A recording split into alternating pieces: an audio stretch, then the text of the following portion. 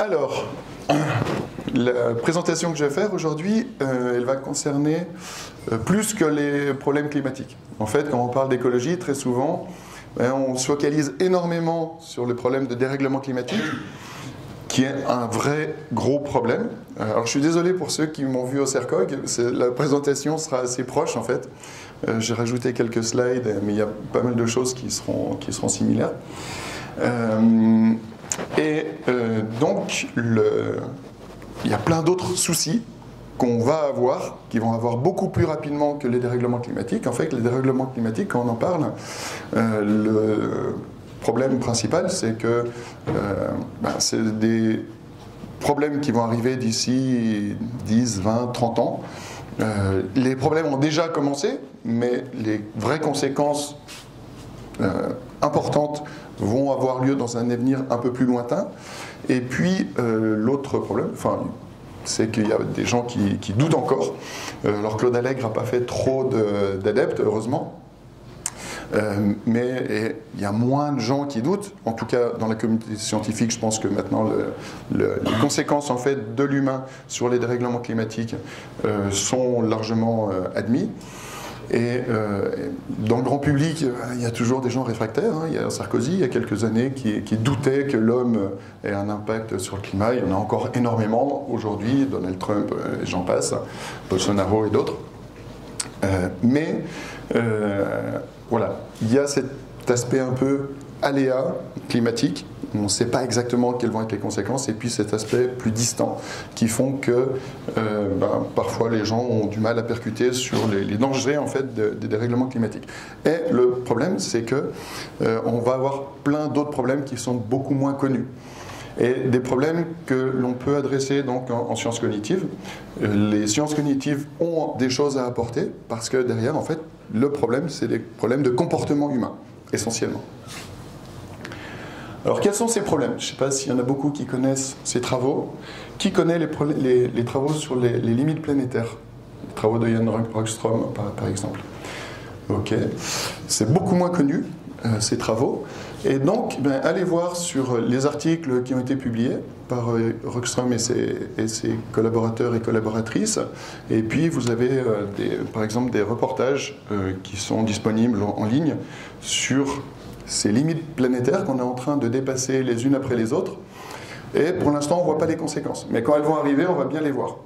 Donc, sur ces différentes limites planétaires, il y en a plusieurs, par exemple. Et en fait, ce qu'on peut voir ici, c'est que le climat, c'est une des limites. Voilà, on est pour l'instant dans la zone orange. En 2009, en 2015, on y était toujours. On est en train d'augmenter, en fait, la zone à risque sur cette limite. Et en gros, ces questions de limites planétaires, ce sont toutes les limites qu'on est en train de franchir et en fait qui nous permettraient de rester sur une planète habitable. Habitable et vivable en fait avec le mode de vie que l'on a actuellement. Et donc dans ces limites, quand vous irez voir sur ces travaux, je n'aurai pas le temps de tout détailler, je vais prendre juste quelques exemples. Vous pouvez voir qu'il y en a plein qu'on a déplacés. Par exemple, l'exposition à des nouvelles entités, des bactéries, des micro-organismes qui, par exemple, vont être dégelés avec le dégel du permafrost, l'effondrement de la biodiversité, le changement d'utilisation des terres, les ressources en eau potable, les risques biochimiques qui sont liés essentiellement au phosphore, au potassium. Je vais détailler ça un peu plus loin parce que ce sont des choses qui sont mal connues et qui auront de grosses conséquences. Hop là. Et derrière tout ça, en fait, on a un problème plus général qui est le problème du modèle économique dans lequel on évolue.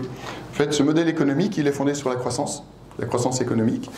Et donc, si vous avez cette croissance ici, qui augmente de façon exponentielle, parce qu'en fait, si on veut une croissance de 2, 3, 4% par an, ça veut dire que, par effet cliquet, vous avez besoin de ressources pour alimenter cette croissance, qui va augmenter aussi qui augmente de façon exponentielle. Le problème, c'est que donc, tout notre système économique est fondé sur l'hypothèse d'une croissance infinie, alors qu'on a des ressources finies. Et ça, donc, c'est ce scénario utopique ici, où en fait les ressources sont adaptées à la croissance. Parce qu'on aurait des ressources infinies. Le problème, c'est qu'on n'a pas des ressources infinies. On vit sur un système fini, et on n'a pas une infinité de ressources. Et donc, il va y avoir plusieurs scénarios possibles. Si ça vous intéresse, donc, vous pouvez aller voir cette vidéo de Arthur Keller, qui est ingénieur à Centrale Supélec, qui est lanceur d'alerte, qui a fait une synthèse en fait de tous ces problèmes liés à la transition écologique et aux limites planétaires. Et voilà, qui a étudié en fait dans une approche systémique quels sont les différents scénarios pour s'ajuster. Alors le premier scénario, qui serait le plus supportable, ce serait une annulation de la croissance, en fait une croissance qui va ralentir et qui va s'adapter à la quantité de ressources disponibles. Mais ça veut dire que on réutilise les ressources. En fait, on est dans un système d'économie circulaire où toutes les ressources disponibles vont être réutilisées. Et puis, on peut donc arriver vers stopper doucement la croissance qui va ralentir, avec les conséquences économiques que ça a, parce que derrière, ça implique pas mal de choses en économie. Si on a une croissance nulle, ça veut dire, si on augmente les gains de productivité, potentiellement du chômage, etc., pas mal de questions au niveau économique, dans un scénario de croissance nulle. Mais ce serait le scénario, si on arrivait donc à cette économie circulaire, qui serait le moins dommageable. Le troisième scénario ici, c'est un dépassement en fait des capacités de ressources de la planète. Donc, parce que pour l'instant tout va bien en fait, on a l'impression qu'il y a des problèmes, on a eu plein de crises, des crises du monde agricole, crises des gilets jaunes, etc. Mais en fait, on est toujours dans cette phase d'euphorie de croissance exponentielle et avec une disponibilité de ressources qui pour l'instant est adaptée. Sauf qu'à un certain moment, cette disponibilité des ressources, elle va être atteinte et en fait, on devrait, dans ce scénario, avoir un premier choc économique, mais bien au-delà en fait, de tout ce qu'on a connu dans les différentes crises qu'on a traversées. On a l'impression qu'on était en crise, mais en fait tout allait bien, si on se place dans ces scénarios. Et puis, donc, avec une chute de la croissance, parce qu'on n'a plus les ressources qui permettent d'alimenter la croissance, et puis ensuite un phénomène d'oscillation où on revient, parce qu'on a moins de ressources, donc on réduit la croissance, on réduit l'utilisation des ressources, et puis en fait on a à nouveau une petite croissance qui va, et par oscillation, ensuite donc on adapte notre modèle économique à la disponibilité des ressources. Et le dernier scénario, c'est celui qu'on aimerait bien éviter, c'est ce qui s'appelle le scénario de l'effondrement, c'est-à-dire qu'on continue cette utilisation exponentielle des ressources, sauf qu'à un certain moment, il n'y a plus assez de ressources, et donc tout le système économique s'effondre, avec les crises derrière sociales, politiques, parce que voilà, on a un mode de vie auquel on s'est habitué, qu'on aimerait bien garder peut-être, en tout cas pour les aspects les plus positifs, et puis les ressources ne sont plus disponibles et donc c'est un effondrement complet du système économique et social. Et en fait, derrière ces questions, on a la question des points de bascule. Donc les points de bascule, il y en a qui connaissent? Qui connaît ce que ça veut dire un point de bascule?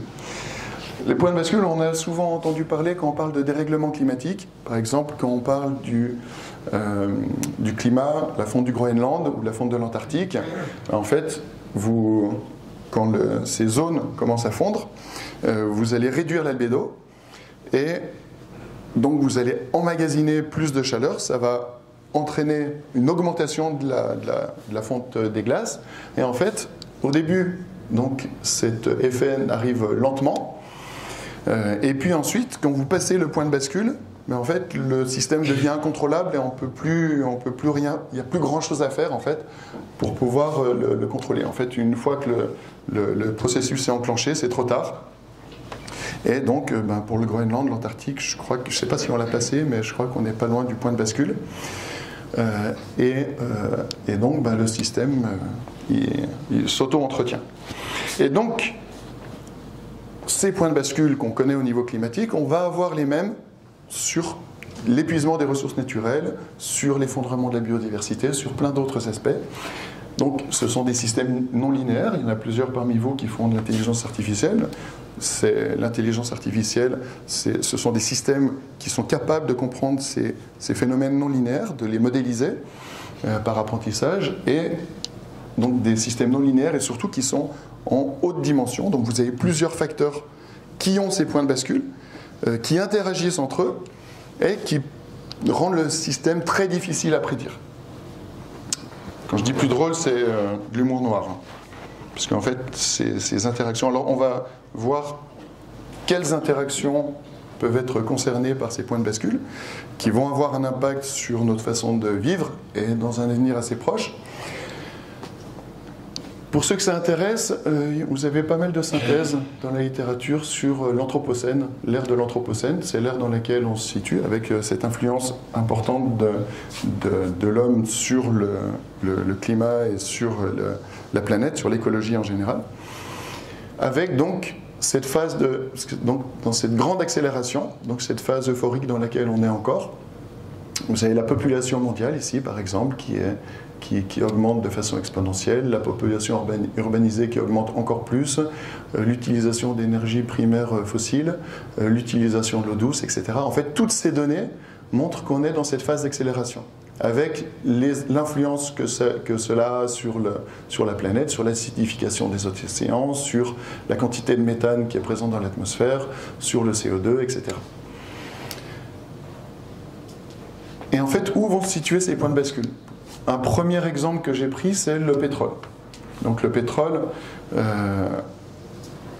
tiens, d'après vous, c'était quand le premier pic pétrolier ? Enfin, le pic pétrolier, en fait. Quand est-ce qu'on a, au niveau du pétrole conventionnel, est-ce qu'on a passé le pic pétrolier ? Donc le moment où on a eu le maximum de production, et puis ce maximum de production a été atteint, et depuis les ressources s'épuisent et diminuent sur le pétrole conventionnel. Est-ce qu'on ne l'a pas encore passé ? Est-ce que ça va être bientôt ? Il a été passé, en fait.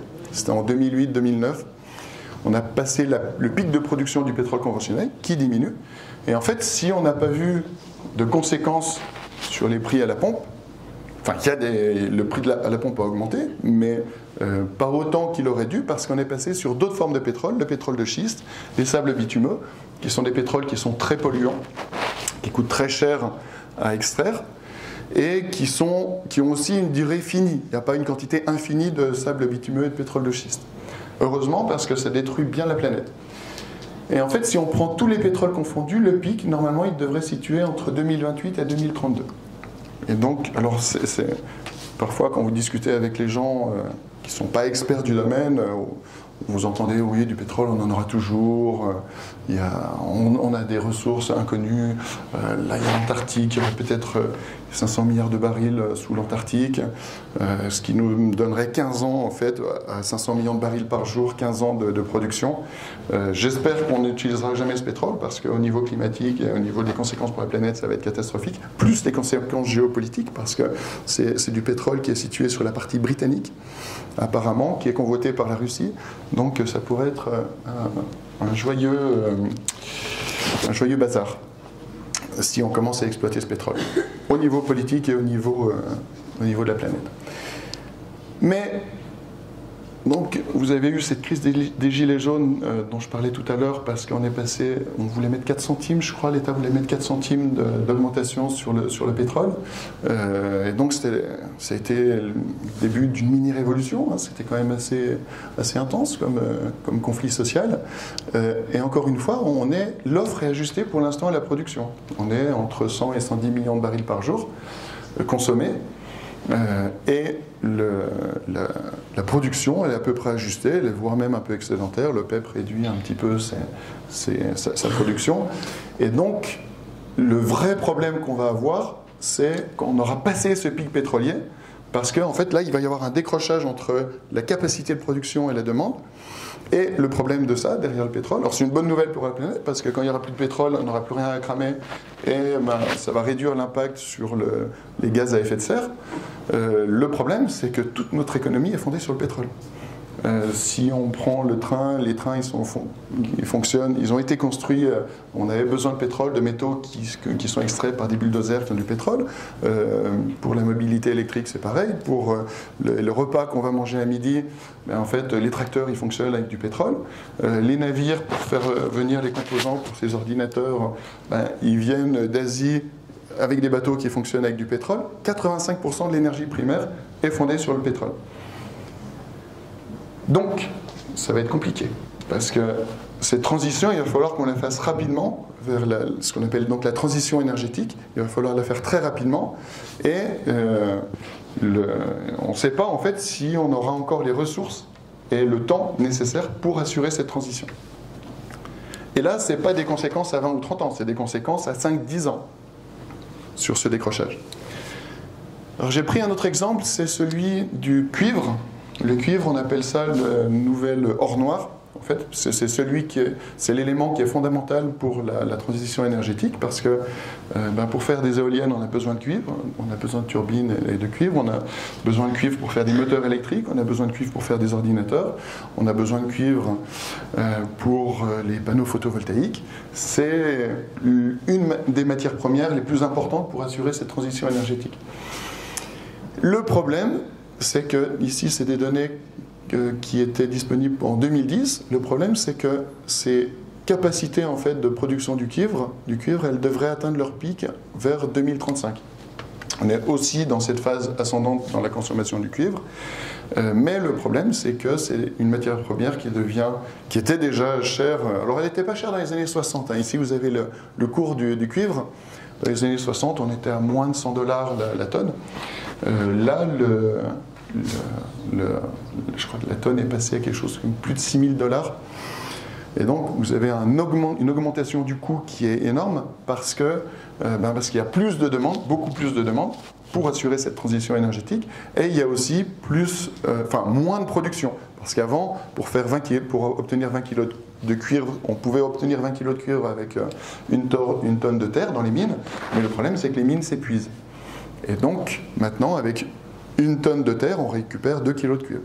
Et donc, ça demande plus d'énergie, et c'est là où vous voyez l'imbrication, l'interaction entre différents phénomènes, avec ces différents points de bascule. On va avoir besoin de plus d'énergie pour extraire du cuivre dans des mines qui sont épuisées, et on risque d'avoir moins d'énergie parce qu'en fait, il risque d'y avoir des pénuries de pétrole.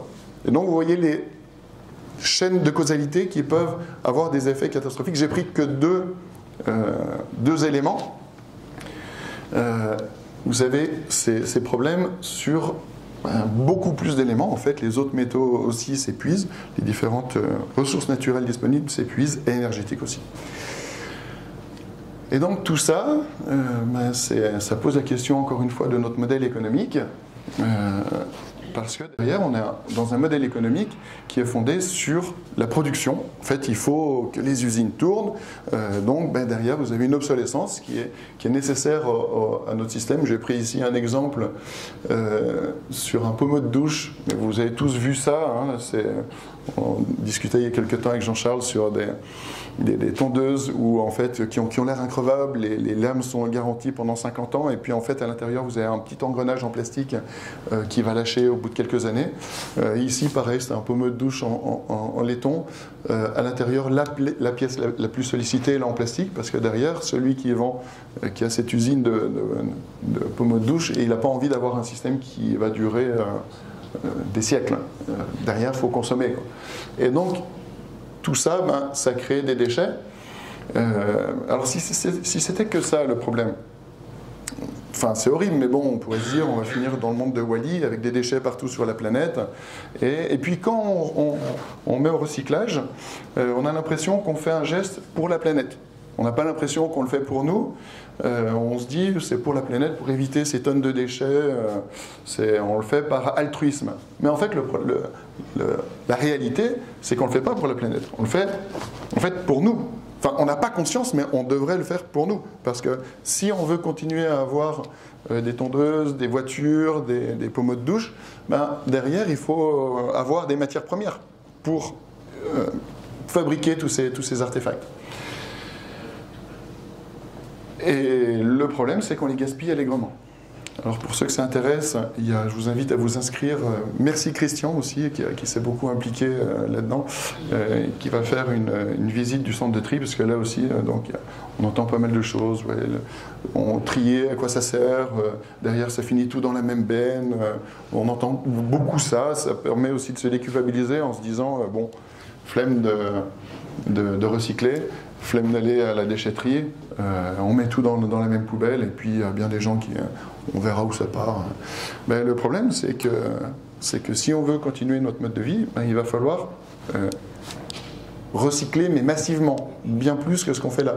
Parce que, encore une fois, ici, ce scénario d'ajustement, si on voulait atteindre une croissance nulle, ça veut dire réutiliser toutes les matières premières disponibles.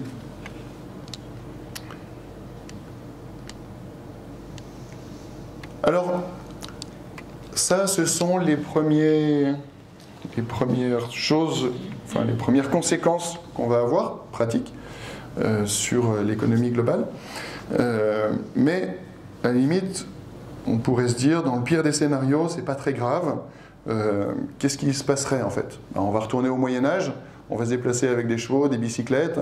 Bicyclette, ça demande pas beaucoup de ressources, on va recycler en fait le métal pour faire des bicyclettes, et puis ben tant pis, hein, on sera passé, on va faire un petit retour en arrière de 150 ans dans le mode de vie, et puis revenir dans des temps qui étaient peut-être pas si horribles que ça. Le problème, c'est que cet épuisement des ressources ne va pas concerner que les matières premières pour construire des systèmes, des ordinateurs, et des vélos et des voitures. Cet épuisement des ressources, on va l'avoir aussi sur les matières agricoles. Ça, c'était une des autres limites planétaires dont j'ai parlé un petit peu plus haut, qui concernait l'utilisation du phosphore, du potassium en particulier. Parce que comment évoluer notre agriculture depuis la Deuxième Guerre mondiale? En fait, après la Deuxième Guerre mondiale, on s'est retrouvé avec des tanks qui ne servaient plus à grand-chose, heureusement, et puis pas mal de produits chimiques. Et en fait, là, dans la politique de l'époque, on a remarqué qu'en fait, ces produits chimiques, une partie de ces produits chimiques pouvaient servir à désherber, par exemple, ou à traiter des végétaux. Et donc, on a beaucoup développé l'agriculture intensive. Donc, cette agriculture intensive, elle a massivement recours aux pesticides. Et puis, ce qu'on a fait, c'est qu'on a détruit les sols. Et si on veut qu'il y ait quelque chose qui pousse, ben, il faut mettre ce qu'on appelle des intrants. Dans les intrants, donc, vous avez l'azote, vous avez aussi le phosphore et le potassium, qui sont deux ressources naturelles. Mais le problème, la mauvaise nouvelle, c'est que ce sont des matières premières qui sont, là aussi, pas inépuisables. Et, par exemple, sur le phosphore, qui est le problème le plus urgent, le pic de production du phosphore, on devrait l'atteindre vers 2035 environ. Là, vous avez la courbe théorique de la disponibilité du phosphore. Ici, vous avez l'ajustement à la courbe théorique. Et en fait, ce sont des mines qui sont situées dans le Sahara occidental. Je crois que c'est à peu près 70% de la production mondiale qui est située là-bas. Et si tout va bien, s'il n'y a pas d'embargo sur cette matière première, donc ces ressources donc, devraient s'épuiser d'ici une dizaine d'années. Et la question qui est derrière, c'est pas est-ce qu'on va avoir des voitures ou des trains, c'est des avions. C'est est-ce qu'on va pouvoir manger en fait dans 10 ans. Parce que si on ne réutilise pas le phosphore, si on n'a pas l'économie circulaire derrière le phosphore, pour nourrir 8 milliards d'êtres humains, ben on a besoin de ces intrants. Parce que je suis allé visiter là, il y a quelque temps une ferme bio, qui était, en fait, c'était un endroit où il y avait de l'agriculture conventionnelle avant. Ils sont passés en bio, c'est la croix et la galère, la croix et la bannière, pour faire repousser quelque chose en fait. Il faut recréer de l'humus. L'humus a été complètement détruit. Ça va prendre des dizaines d'années, si on s'y met maintenant. Vous avez vu la crise des agriculteurs là ce printemps? On n'est pas parti pour changer notre mode de fonctionnement. Et la crise des agriculteurs, elle était justifiée en fait, parce qu'on leur applique des règles en Europe qu'on n'applique pas aux produits importés. Sauf que, au lieu de dire on va appliquer les mêmes règles aux produits importés pour pas faire une injustice en fait au niveau concurrence, en fait ce qu'on fait c'est l'inverse, c'est allez, continuer à détruire les sols, il n'y a pas de problème. Et puis on verra ce qu'on fait dans 10 ans. Donc, gros problème. Pour le potassium, on a de la chance, les réserves sont pour 10 ans de plus. Il y a un peu plus de réserves. Le quoi? Il y en a besoin pour le bio? Alors après, pour le bio, ils enrichissent, ils évitent les intrants qui sont d'origine minier. On peut le réutiliser. En fait, le problème, ce qu'on fait actuellement, c'est que quand on mange, donc on consomme ces ressources, ces matières premières, une fois qu'on a mangé, on va aux toilettes, on va faire nos besoins dans de l'eau potable, et puis 2 jours après, c'est dans les océans. Ce qui entraîne au passage une pollution des océans, mais on ne réutilise pas en fait ces matières premières. On appelle ça des déchets, mais en fait on devrait les réutiliser pour pouvoir refertiliser les sols. Alors il y a des choses qui se mettent en place. Là on a répondu, vous avez peut-être vu, il y avait un appel du Carnot Cognition pour des méthaniseurs. Là on peut dire sur ce coup, un petit peu à cause ou grâce à Poutine, on a réalisé qu'il fallait se passer du gaz. Donc il y a un gros plan de développement au niveau de GRDF pour mettre en place des méthaniseurs en France, pour avoir de l'énergie. Donc ok, on a de l'énergie, très bien. Mais avec le digestat des méthaniseurs, on peut réutiliser en fait ce digestat une fois que la méthanisation est terminée pour fertiliser les sols. Mais ça veut dire derrière mettre en place tout un circuit d'économie circulaire qui permettrait en fait de refertiliser les sols sans passer par le phosphore minier. Et en fait récupérer tous les déchets des villes, des centrales d'épuration, etc. On est loin du compte. Et en fait le problème, c'est encore une fois, c'est le temps qui va être nécessaire pour mettre en place toute cette économie circulaire. Et encore une fois, c'est pas pour la planète, c'est pour nous. C'est ça en fait le point important dont il faut qu'on prenne conscience, c'est que ces changements, c'est juste pour essayer de maintenir notre mode de vie et puis au pire, maintenir au moins une sécurité alimentaire dans les 10-20 ans qui viennent. C'est bon, ça répond à ta question? Donc le phosphore, c'est un des points qui est... Alors Arthur Keller en parle très bien dans sa vidéo, si vous allez la voir. Donc vous avez ces questions sur le phosphore, vous avez la même question sur l'azote. Vous avez peut-être vu ce qui s'est passé en Hollande, très instructif, ce qui s'est passé là-bas. Il y avait trop d'azote, en fait beaucoup trop de bétail, ce qui fait que, au niveau des sols, en fait, vous avez une pollution un petit peu comme ce qu'on a en Bretagne ou dans différentes zones du monde où l'agriculture est très industrialisée. Et donc, ils ont abattu la moitié de leur cheptel. Ça, c'est le gouvernement qui était plutôt orienté écolo. Donc, grosse colère en Hollande. Ils sont passés sur un gouvernement qui est apparemment une coalition avec l'extrême droite. Je ne sais pas s'ils sont revenus sur ces lois, mais ça a été très très compliqué. Et ça va être très compliqué partout, en fait, parce que ces changements, ils vont être radicaux et ça va entraîner des problèmes sociaux qui vont être majeurs. Les problèmes qui sont liés à l'utilisation de l'eau douce, au changement d'affectation des terres, je vais en parler un peu plus loin, donc quand je vais parler de ces problèmes alimentaires. Donc sur l'alimentation, qu'est-ce qu'on peut faire en fait? Qu'est-ce qu'on peut changer pour essayer de réduire notre impact sur la planète? Il y a un point qui est assez éloquent, et qui est facile à changer en fait, c'est donc au niveau de l'alimentation, la façon dont on fonctionne. En fait, on est passé d'une agriculture avant la Deuxième Guerre mondiale qui était une agriculture très distribuée en fait. Il y avait beaucoup plus d'agriculteurs, chacun avait sa petite production et puis consommait de façon plus ou moins autonome sa production. Et donc si vous parlez avec des paysans qui ont connu cette génération, ils avaient 2-3 vaches, 2-3 cochons, et en fait ils ne voient pas le problème à avoir ce mode de vie où ils vont consommer des produits d'origine animale parce que ça ne posait pas de problème en fait à cette époque-là. Tout était recyclé, on n'utilise pas du phosphore qui venait du Sahara. Et Donc, ça fonctionnait. Le problème, c'est que depuis, on est passé à l'agriculture intensive et on a pris des habitudes. Voilà, par exemple, on consomme des produits d'origine animale à peu près à chaque repas. Le problème, c'est que si 8 milliards d'humains consomment comme nous, eh ben, on va avoir besoin de 3 planètes. Alors pourquoi? Parce que derrière, la surface au sol pour, par exemple, du bœuf ou du cochon ou du poulet, elle est beaucoup plus importante que pour faire du riz, du pain, des légumes, des pommes de terre. Tout simplement, pour une raison très simple, c'est que pour faire 1 kilo de produits d'origine animale, il faut 4-5 kilos au moins de végétaux. Et donc, ça va si on a 1 milliard à consommer de la viande et des produits d'origine animale à chaque repas. Mais si on est 8 milliards, ça ne fonctionne pas en fait. Alors, en France, on s'en tire pas mal parce qu'on n'est que à 3. Les États-Unis, il leur faudrait 5 planètes.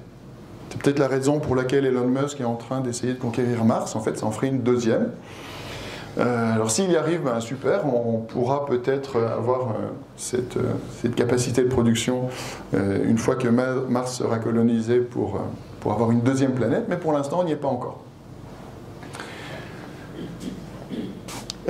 Donc ça, c'est la surface au sol nécessaire. Et puis, vous avez les mêmes problèmes, par exemple, sur l'eau. La consommation de l'eau, vous avez peut-être vu ces articles sur la viande de bœuf. On a besoin d'à peu près 15 000 litres d'eau pour faire 1 kilo de bœuf.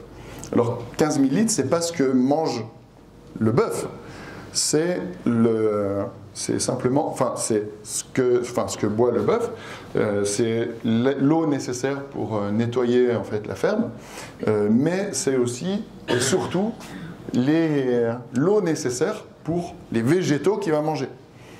Donc vous avez peut-être, l'été passé, il y avait une sécheresse, une canicule qui était assez intense. Vous avez peut-être vu sur les plages ou des douches, quand vous allez vous baigner, pour ceux qui sont allés à la mer ou à l'océan, il n'y avait plus d'eau en fait dans les douches, il n'y avait plus d'eau douce. Donc il n'y avait même plus d'eau en fait pour boire sur les fontaines publiques. Donc ça, c'est les restrictions sur l'eau douce parce que, alors on n'a pas, là depuis 6 mois, on est bien servi en eau douce, mais on ne sait pas combien de temps ça va durer, cette abondance de l'eau douce. Et puis, alors ce qui était paradoxal, c'est que on pouvait voir ça pendant les vacances, et puis sur la route du retour, vous avez peut-être vu aussi des champs de maïs qui étaient arrosés à grande eau, tout ça pour faire de l'aliment pour bétail, et en fait ces 15 000 litres d'eau compte aussi toute cette eau nécessaire pour faire du maïs qui va alimenter le bétail. Donc on est dans ce système incohérent où on ne peut pas boire 1 litre parce qu'on a soif. Alors il y avait du coca, par contre, sur la côte, mais pas d'eau douce. Donc pas ça pour les humains. Par contre, on peut gaspiller 15 000 litres pour aller manger au McDo. Donc la conséquence de tout ça, c'est que voilà, on n'a pas ces 3 à 5 planètes. Et donc, qu'est-ce qu'on fait? Il faut donner à manger en fait à ces animaux qui sont nécessaires en fait au mode de vie auquel on est maintenant habitué. Et donc, on déforeste. C'est ce qui se passe actuellement en Amérique du Sud, pas uniquement sur l'Amazonie. Vous avez plein de zones qui sont déforestées massivement pour produire, par exemple, des tourteaux de soja qui vont permettre d'alimenter notre bonne viande locale. Tout ça, ça a un impact en fait sur l'environnement. C'est pas directement visible. Il faut savoir qu'on apporte l'équivalent de 3 départements de tourteaux de soja en fait en surface de sol pour pouvoir avoir ce niveau de vie.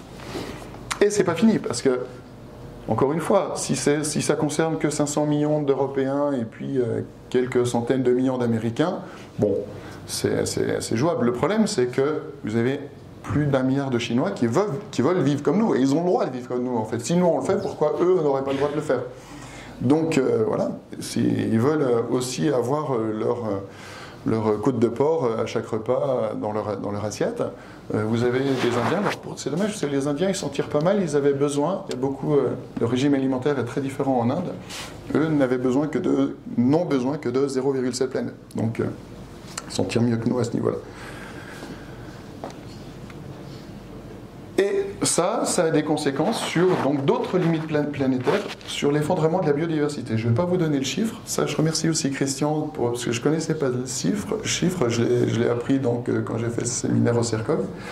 Est-ce que vous savez quel est le pourcentage de masse de mammifères, soit féodés à l'homme, donc les humains, les animaux domestiques et le bétail, d'un côté, vous mettez la masse de ces animaux, et de l'autre côté, la masse de mammifères sauvages. Alors, ceux qui connaissent déjà le chiffre, ne le dites pas. Ceux qui ne connaissent pas le chiffre, vous diriez que c'est combien?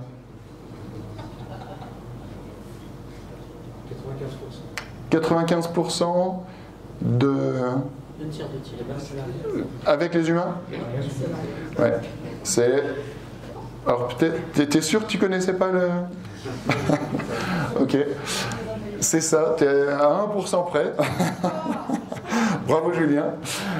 Alors, 6% c'est mammifères terrestres et marins, ensemble. Si on prend juste les mammifères terrestres, on est à 2%. Donc on a l'impression que ça va bien, parce que quand on regarde les reportages, les documentaires animaliers à la télé, ça va, il y a encore des parcs, on voit les zèbres qui gambadent dans la nature, tout va bien. En fait non, ça ne va pas bien du tout. On est à 2% d'animaux sauvages, comparé aux animaux nécessaires aux humains. Rien que la population de porcs sur Terre, c'est 2 fois la masse de tous les autres animaux confondus. Bon, il n'y a pas que des choses réjouissantes dans ce que je présente, mais on va parler des solutions un peu plus loin. Parce que sinon... merci Laurent. Bon, on pourrait dire merci Laurent parce que j'avais prévu de le faire cet après-midi. Et puis, vu qu'il n'est pas là, on va pouvoir présenter 2-3 choses ce matin.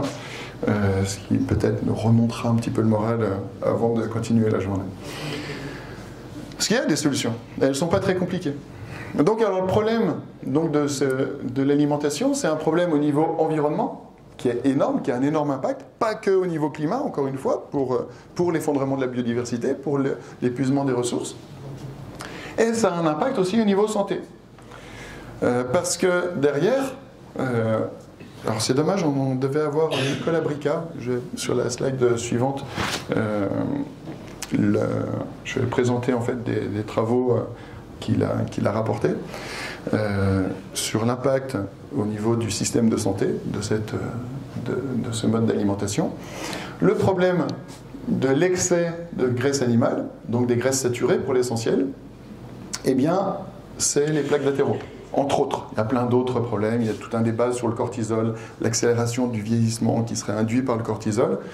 Mais les plaques d'athérome, c'est un gros problème, parce qu'en fait, quand on est trop exposé à ces graisses saturées, vous avez évidemment les problèmes d'obésité, voilà, qu'on connaît aux États-Unis. En fait, ils ont besoin de 5 planètes, mais ils ont aussi besoin, ils ont aussi tous ces problèmes liés à l'obésité, mais à la limite, c'est pas le pire. Le pire, c'est les dégâts qui sont faits à l'intérieur. Parce qu'en fait, ces plaques d'athérome, par accumulation, elles vont provoquer des infarctus, des AVC, etc. Alors pourquoi les vrais carnivores n'ont pas ces problèmes? Ils ont une espérance de vie qui est plus courte déjà. Donc le problème de vieillissement accéléré lié au cortisol, c'est beaucoup moins leur problème. Et puis aussi, ils ont un intestin qui est plus court. Et donc toutes les graisses saturées, elles sont expulsées. Nous, on les stocke.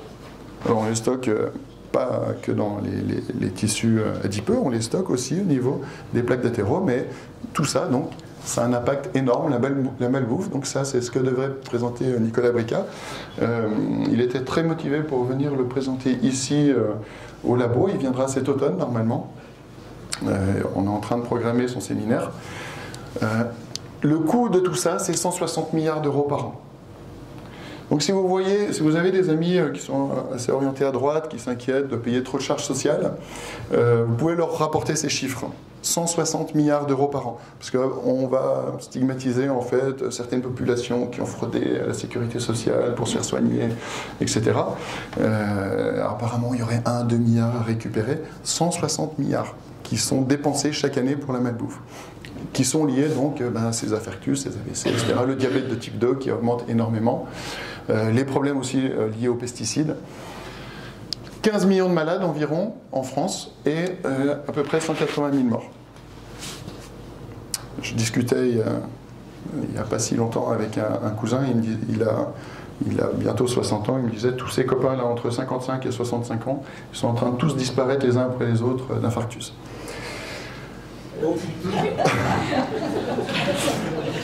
Tu voulais remonter le moral? Ah pardon, ouais mais vous les connaissez pas ces copains, ça va.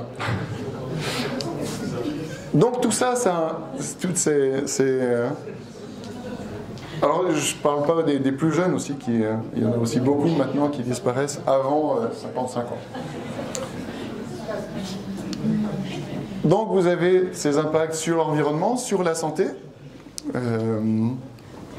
Un autre point rigolo, enfin tant qu'on est dans l'humour noir, que j'ai appris au CERCOG aussi, quand vous avez la chaleur qui augmente, devinez quel est l'un des meilleurs prédicteurs en fait du taux de mortalité, quelle est la cause de mortalité qui est presque parfaitement corrélée avec l'augmentation de la chaleur qui est liée aux canicules. Le coup de chaud, quoi. C'est pas un problème de déshydratation. Alors, il y a ces morts, mais vous avez une super belle corrélation avec le taux de suicide.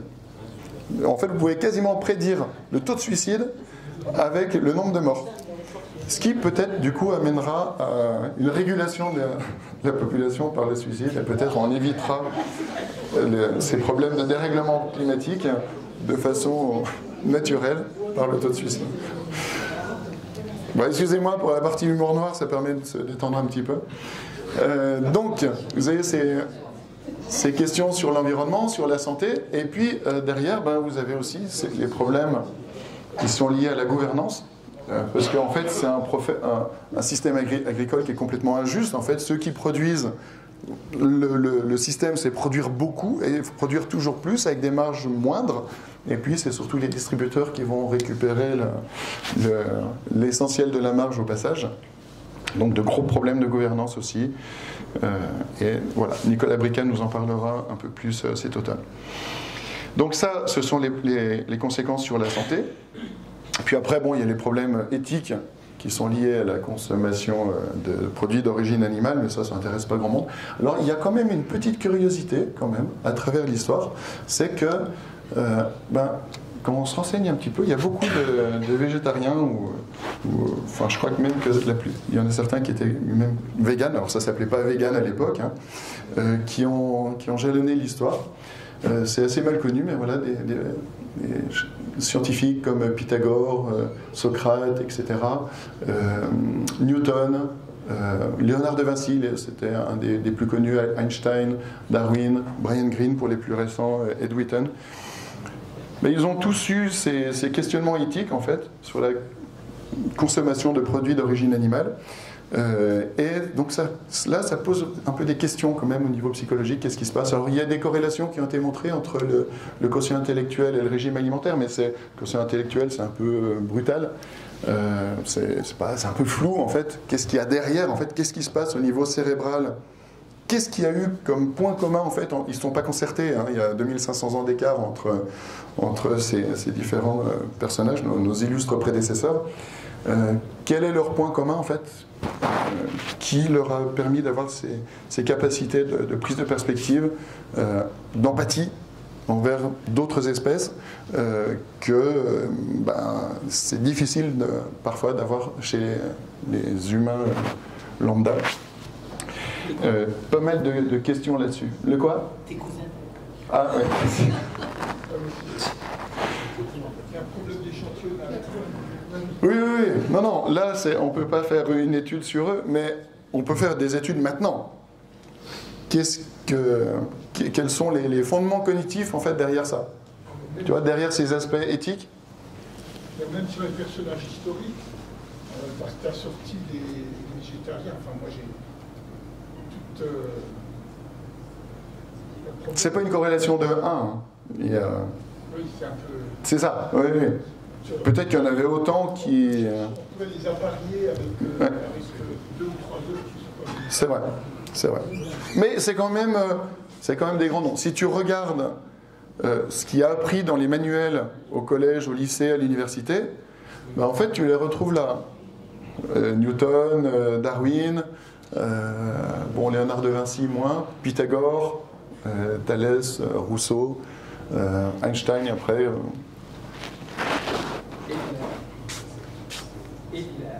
Hitler.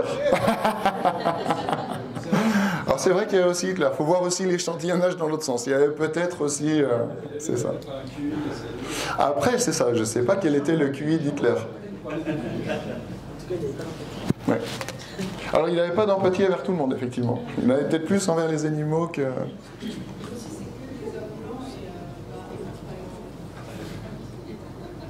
Là, oui, dans l'échantillonnage. Mais encore une fois, ce sont des exemples. Bon, ben, c'est bien parce que je vois que ça génère plein de questions, donc il n'y a plus qu'à faire les manips.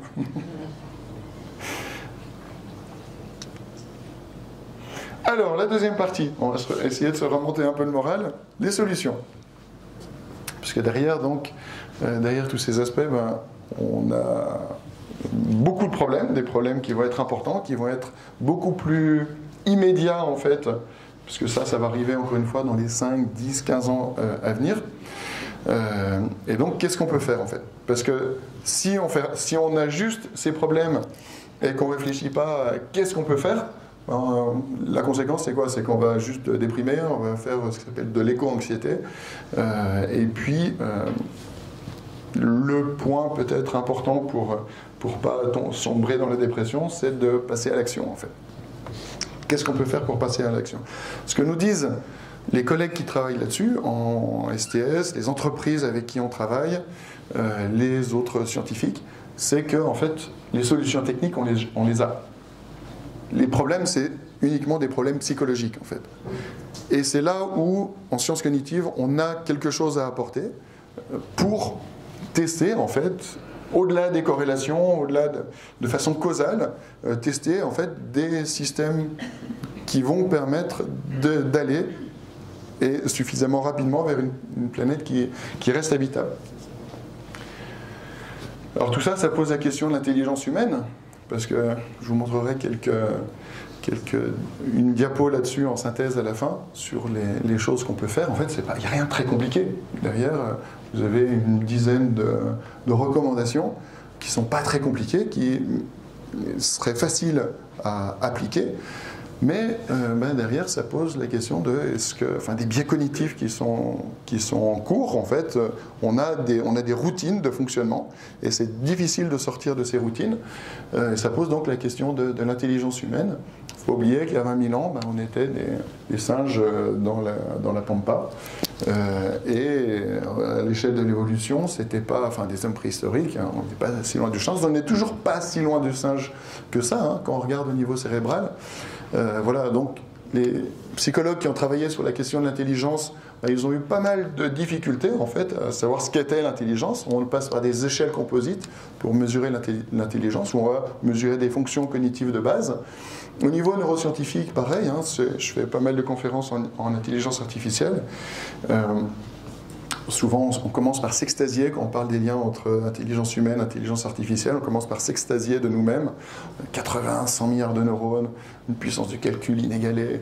On n'utiliserait peut-être que 10% de notre cerveau. En fait, on a plein de capacités inconnues.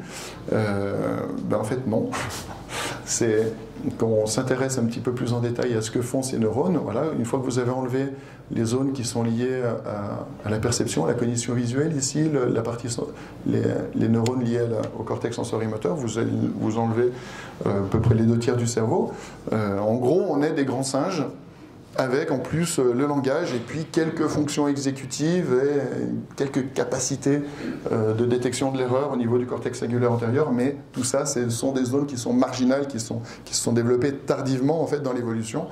On n'est peut-être pas si intelligent que ça. Et c'est là où, potentiellement, on a besoin de travaux en sciences cognitives pour savoir ce qu'on peut faire, en fait, malgré ce système défaillant, ce cerveau qui n'est pas si intelligent. Qu'est-ce qu'on peut faire pour arriver à changer les comportements, pour réduire, en fait, notre impact sur l'environnement? Alors, la bonne nouvelle, c'est qu'il y a eu beaucoup de changements qui ont été dans la communauté scientifique. Vous avez peut-être vu passer les PEPR. Il y a énormément de financements qui ont été alloués à ça, alors qui n'implique pas assez malheureusement les sciences humaines et sociales, parce que derrière, encore une fois, ce sont des problèmes de comportement humain qu'il va falloir adresser. On est quand même impliqué au niveau de Grenoble dans le... Donc c'est l'appel à manifestation d'intérêt, j'ai forwardé au labo cet appel-là sur les conséquences du changement climatique. Il y a un consortium qui est en train de se monter, potentiellement pour travailler sur ces différentes problématiques. Alors je ne suis pas sûr que nos financeurs aient bien conscience de ce que peuvent apporter les sciences cognitives dans ces domaines, mais déjà il faut être convaincu soi-même qu'on peut apporter quelque chose. Derrière, donc la bonne nouvelle, c'est que ça bouge beaucoup au niveau scientifique et ça bouge beaucoup aussi au niveau des entreprises. Là, si ça vous intéresse, vous connaissez certainement les interventions de Jean Covici, trop souvent associé au nucléaire, mais lui-même, en fait, il ne veut pas être associé uniquement à ça, c'est toute la transition énergétique qui l'intéresse. Et puis, allez voir aussi les interventions qui sont disponibles sur YouTube de Fabrice Bonifay. C'est le président du C3D, en fait, le collège des entreprises qui sont impliquées dans le développement durable. C'est aussi le directeur général RSE de Bouygues. Et en fait, ce qu'il dit, c'est un lanceur d'alerte. Ce qu'il dit, c'est on va droit dans le mur et on y va à grande vitesse. Et s'il le dit, c'est pas par altruisme pour sauver les pingouins ou les pandas. Ce qu'il dit, c'est pour notre mode de vie qui est en fait directement menacé par un effondrement potentiel. Si on continue à gaspiller les ressources comme on le fait. Bouygues fait partie quand même de l'espace. Bouygues, oui, Bouygues a été impliqué énormément dans la construction, mais ça a beaucoup changé en fait, parce qu'ils se rendent compte que c'est pas durable. Et en fait, tu vois, quand c'est des scientifiques qui disent ça, on se dit ouais, c'est des utopistes, c'est des gens qui sont alarmistes. Mais quand vous avez des boîtes comme Bouygues qui disent on va dans le mur, c'est parce que là, ils sont présents dans 150 pays, ils ont plein de chantiers qui s'arrêtent parce qu'il n'y a plus de sable, il n'y a plus de ferraillage. Et en fait, alors ils ont développé une filiale là, qui s'appelle Equance, qui est impliquée justement dans la transition énergétique pour essayer de transformer en fait notre mode de vie pour être moins dépendant du pétrole, de plein de choses. Alors après, tout n'est pas rose, hein. Mais il y a cette prise de conscience par beaucoup de très grandes entreprises qui est que notre système n'est pas viable en fait, et très rapidement on va voir les limites de ce système. Et là, le Carnot Cognition, je pense, va être vraiment important pour faire les liens avec ces entreprises, pour agir en fait là où on peut et changer les choses. Alors, dans les initiatives possibles, ça bouge beaucoup, pas uniquement avec des gros groupes comme Bouygues ou autres, ça bouge beaucoup aussi avec beaucoup de start-up. Par exemple, ici, des fournisseurs d'électricité verte. Donc, bon, après, tout est mélangé sur le réseau, mais votre énergie, que ce soit le gaz ou l'électricité, vous pouvez l'acheter, un fournisseur vert. Vous avez beaucoup de choses qui sont en train de se mettre en place dans l'économie circulaire, l'utilisation des déchets, ce qui se fait aussi sur la réutilisation, recyclabilité, tout ça. Vous avez le pôle R à Grenoble qui s'est mis en place. Si ça vous intéresse, si vous avez des choses à réparer, vous pouvez aller là-bas.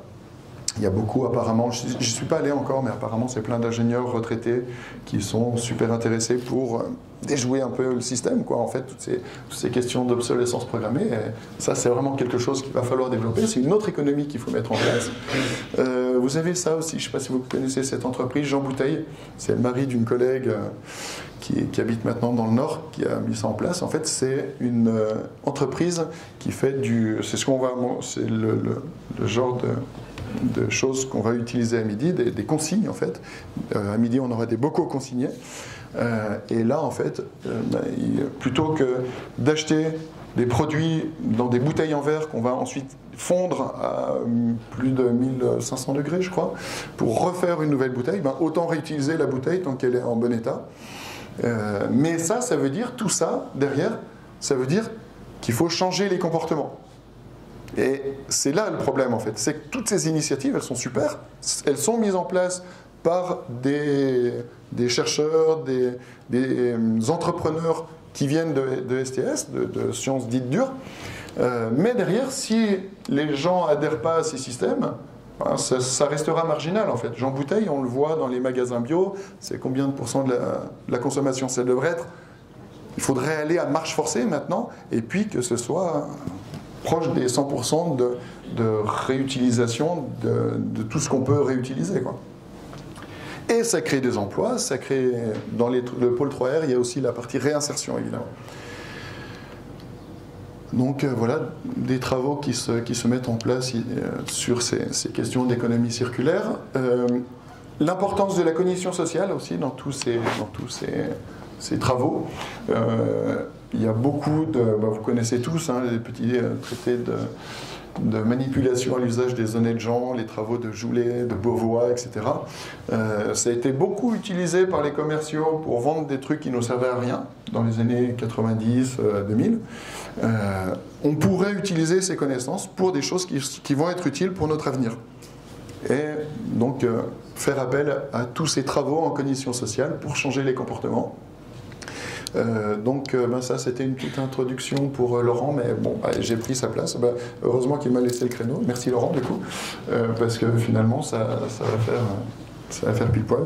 On verra, on l'invitera donc à un séminaire l'année prochaine pour connaître un petit peu ses travaux. Cet après-midi, on va présenter avec une étudiante de master des travaux sur lesquels on travaille actuellement. Sur en fait la création de zones résilientes. C'est un projet qu'on a avec le commissariat à l'énergie atomique, le CEA, et puis un consortium d'entreprises derrière qui nous disent qu'en fait,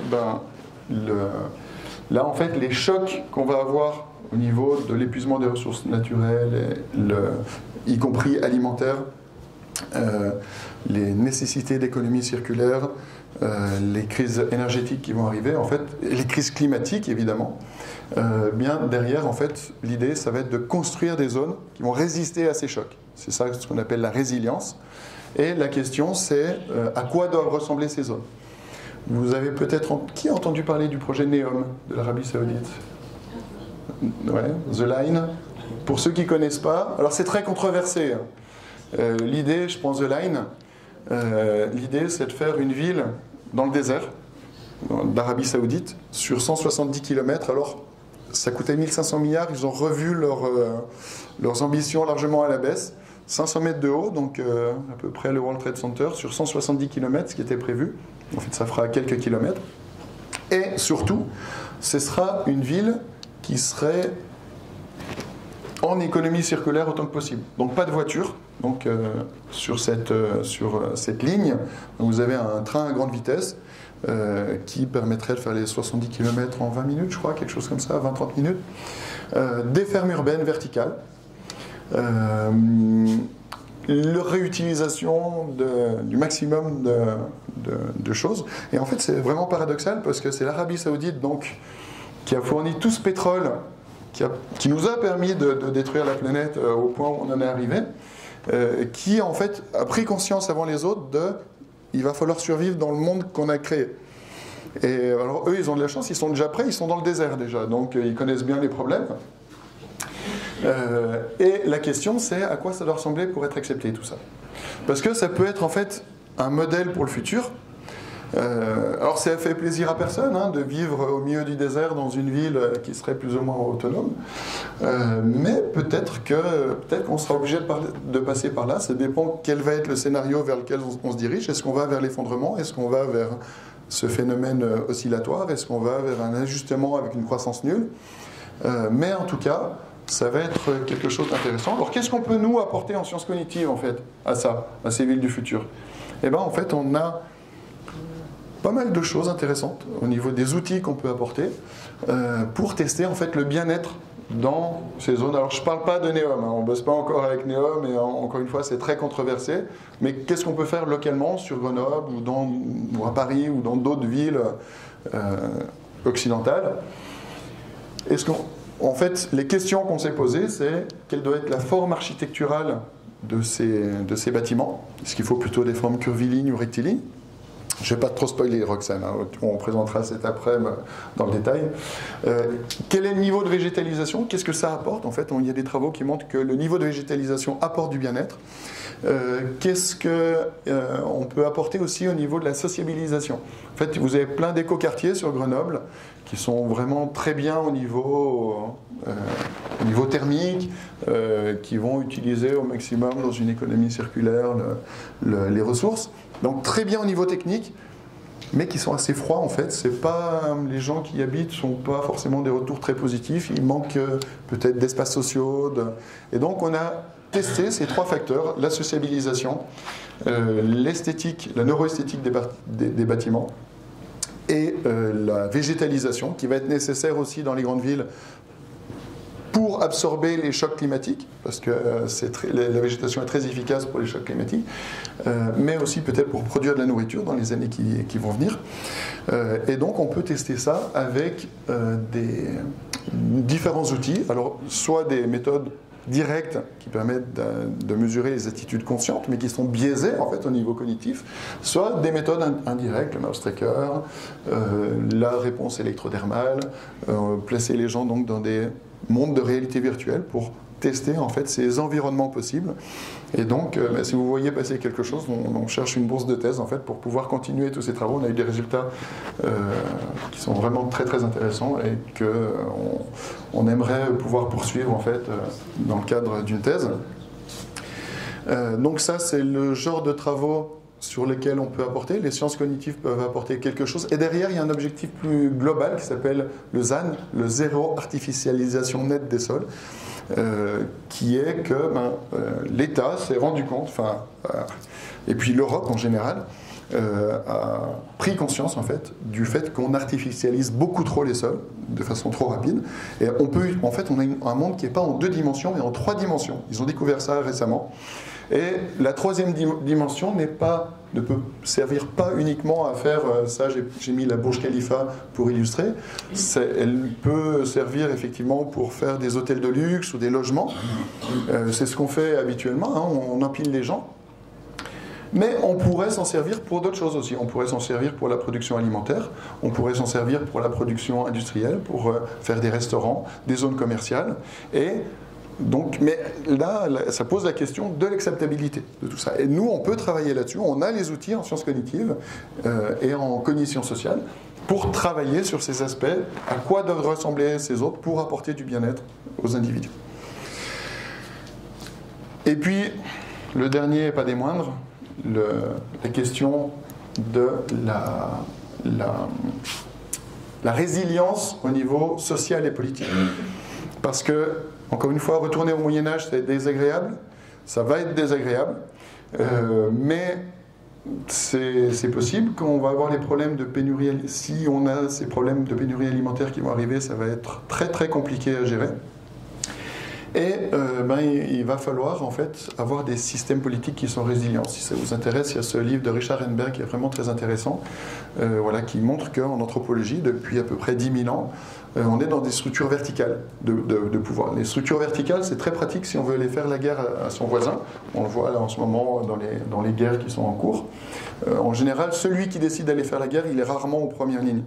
Peut-être que s'il était en première ligne, il réfléchirait un peu plus avant d'aller faire la guerre à son voisin. Et donc très efficace pour faire la guerre, mais très fragile. Parce que derrière, vous pouvez avoir une guerre civile, une révolution, etc. Au bout d'un moment, les gens, ils ont un petit peu marre de servir de chair à canon. Et c'est un système, encore une fois, efficace pour aller combattre les autres, mais fragile. Et donc, réfléchir à des systèmes de gouvernance plus horizontaux. Il y a beaucoup ce genre de choses qui se développent dans les entreprises, ce qu'on appelle le management horizontal. Alors si on parle d'anarchie, c'est banni, on peut pas prononcer ce mot, ça fait un petit peu altermondialiste ou autre. Si on parle de management horizontal, le même principe, mais ça passe beaucoup mieux en fait au niveau des entreprises. Et donc ça, vous avez ces choses qui se développent au niveau entreprise. Vous avez ces systèmes qui se développent aussi au niveau, enfin qui se développent non, qui se développent pas beaucoup, qui se développent pas assez, mais qui serait intéressant d'étudier au niveau politique. J'ai pris l'exemple de la Suisse. Voilà, qui sait qui est le président suisse en ce moment, le ou la présidente suisse? Personne, en fait. Vous pouvez demander à un Suisse, personne ne sait qui est à la présidence de la Suisse. Je leur demande régulièrement, je viens de Haute-Savoie, je côtoie régulièrement des Suisses, personne ne sait, en fait. Et ça se passe très bien comme ça, en fait. Ça fait des siècles qu'il fonctionne comme ça, en fait. Vous avez 7 gouverneurs qui ont un partage du pouvoir de façon horizontale. En fait, c'est une présidence tournante. Ils prennent les décisions de façon collégiale, ça fonctionne très bien.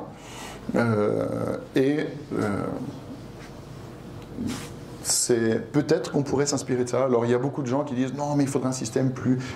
En fait on est arrivé à une situation où il faudrait limite une dictature pour imposer les changements nécessaires. Alors ceux qui me disent ça, je leur réponds mais est-ce que tu peux me citer un dictateur écolo ? Moi perso j'en connais pas, mais peut-être en général les dictateurs ils sont là pour leur pouvoir personnel, ils ne sont pas là pour sauver la planète. Peut-être qu'avoir des systèmes horizontaux, de gouvernance horizontale, ça pourrait être intéressant. Céline ? C'est pas la Suisse qui a été très récemment, au mois d'avril, condamnée par la CEDH pour inaction climatique? Possible. Je ne sais pas s'ils sont plus en retard que nous. C'est la première fois que la CEDH condamnait un pays pour inaction climatique. Ouais. Après, le truc, c'est pas tellement sur l'impact, parce qu'il y a quand même beaucoup de normes en Suisse qu'on n'a pas en France. Ils sont en général en avance sur nous. Donc, je ne sais pas sur quoi, mais je veux bien l'article, si tu l'as. Ok. Et là, je parle plus de la stabilité politique que de l'implication en fait dans les changements climatiques. Mais en fait, derrière, l'implication dans les changements, alors pas que climatiques, dans les changements, dans la transition écologique, en fait, derrière, ce qui va être nécessaire, c'est d'avoir cette stabilité dans les systèmes de gouvernance. Mais j'irai voir. C'était le 24 avril. Ok. Eh bien, c'est 15. Merci encore une fois, Laurent. Est-ce que vous avez des questions? Ouais.